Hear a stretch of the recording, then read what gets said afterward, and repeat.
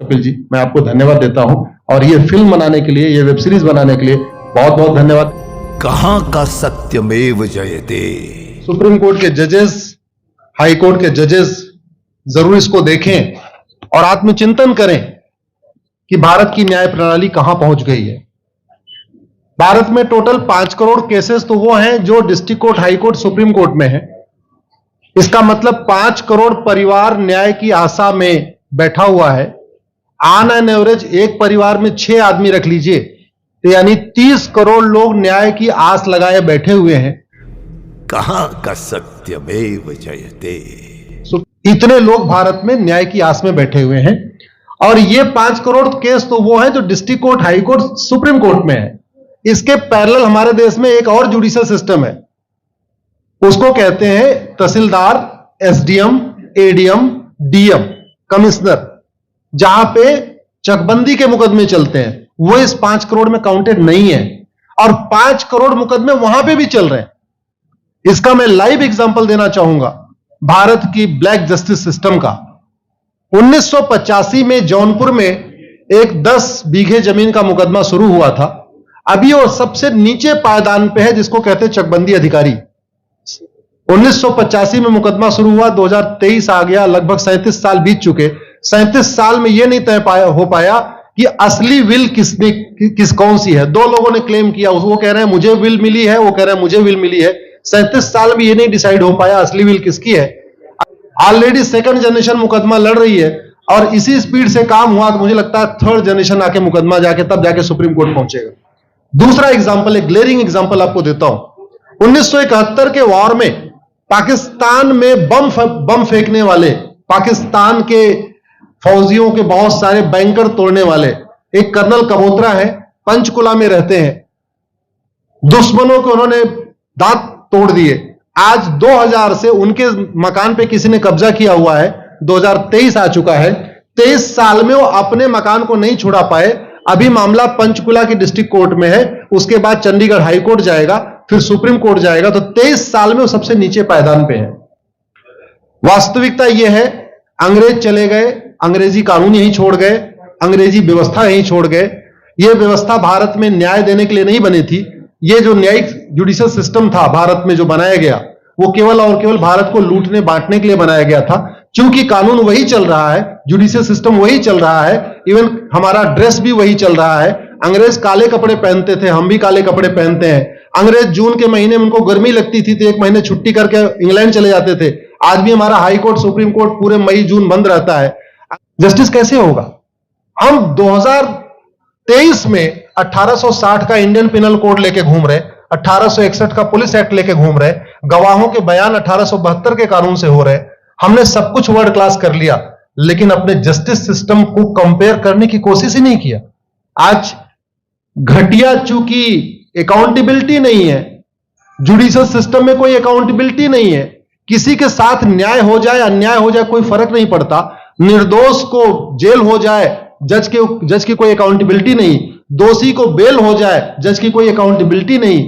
लाखों लाख लोग जेल में सड़ रहे हैं, लाखों धोखेबाज भ्रष्टाचारी बाहर घूम रहे हैं। मूल कारण है ब्लैक जस्टिस सिस्टम। आपने बहुत अच्छा आपने इस पे वेब सीरीज बनाया है और इस देश में world class airport, world class highway, world class shopping mall, सब कुछ वर्ल्ड क्लास बना लिया। इनफैक्ट अपना मोबाइल का डेटा सुरक्षित रखने के लिए हमारे सांसद, विधायक, जज आईफोन भी यूज करते हैं।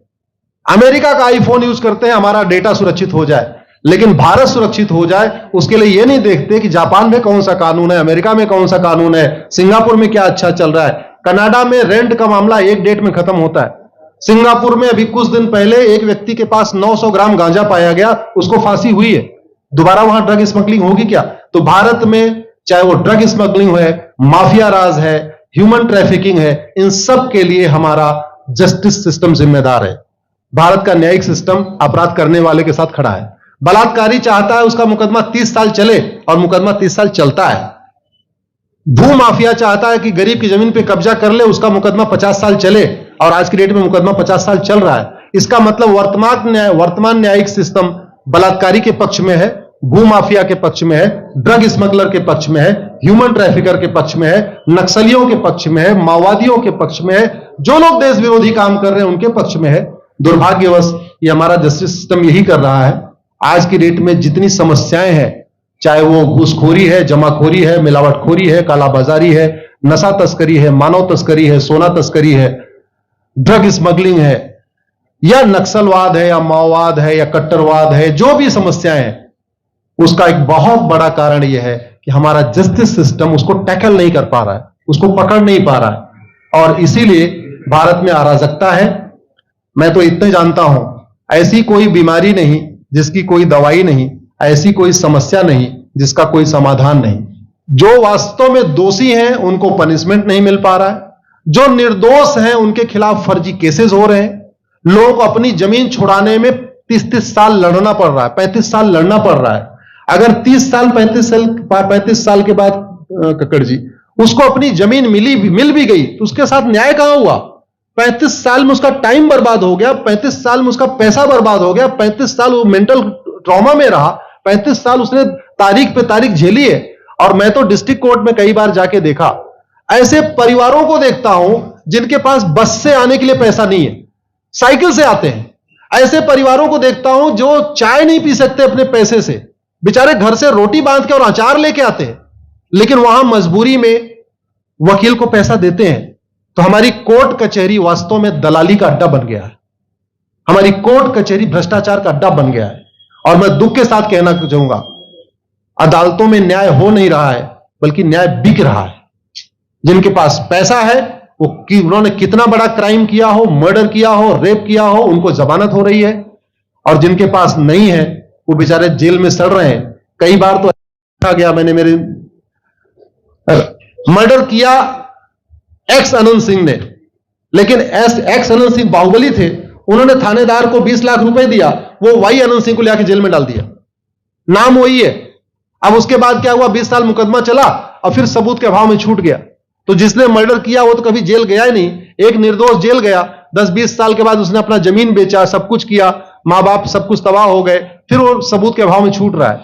तो सबूत के अभाव में अगर 20 साल के बाद छूट भी गया हो, उसका 20 साल कौन लौटाएगा? उसके 20 साल के लिए कौन जिम्मेदार है? उसके 20 साल जो बर्बाद हुआ उसके लिए संविधान की शपथ लेने वाले जिम्मेदार हैं। संविधान के प्रियम्बल में लिखा है, हम आपको जस्टिस देंगे, हम आपको न्याय देंगे। न्याय देने की जिम्मेदारी किसकी? जिन्होंने शपथ लिया। शपथ कौन लेते हैं? जजेस लेते हैं, सांसद विधायक मंत्री लेते हैं। तो आज की डेट में अगर लोगों को न्याय नहीं मिल रहा है तो इसके लिए वही जिम्मेदार हैं जो संविधान की शपथ लेते हैं। संविधान की शपथ लेने वालों को वेतन भत्ता गाड़ी बंगला इसीलिए मिलता है कि लोगों को न्याय मिल सके, फास्ट जस्टिस मिले, कंप्लीट जस्टिस मिले।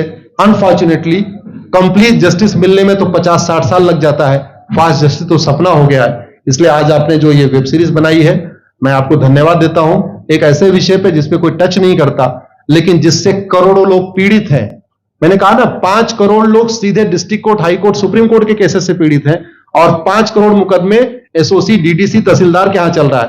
तो अगर 5 करोड़ से 30 करोड़ लोग इधर पीड़ित हैं तो उधर भी पीड़ित है।